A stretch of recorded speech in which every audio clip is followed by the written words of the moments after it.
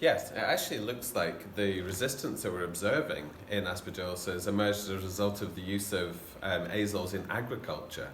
Because there are so few drugs available to treat any kind of fungal infections, we actually use the same azole drugs on crops that we would plan to use on our patients when they get sick.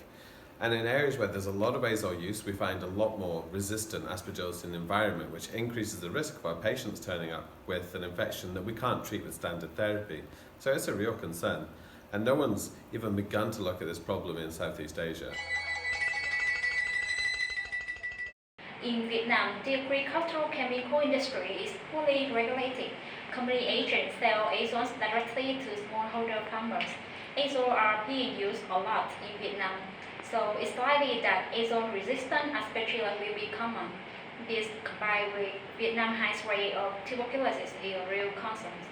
So this year we started to sample the environment in Mekong Delta to better understand this risk.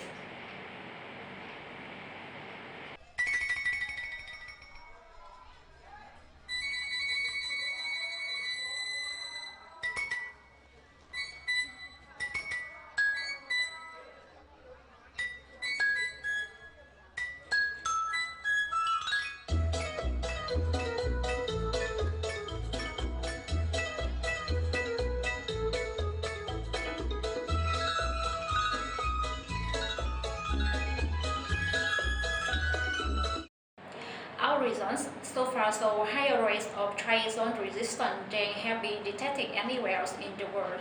The resistance rate we are seeing is more than 50%. Our results so far, they really are of concern.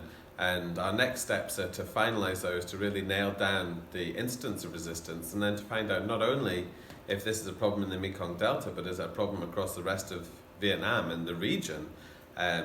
Ultimately, we need to work out how much of a risk these resistant bugs are presenting to the people that live in our region.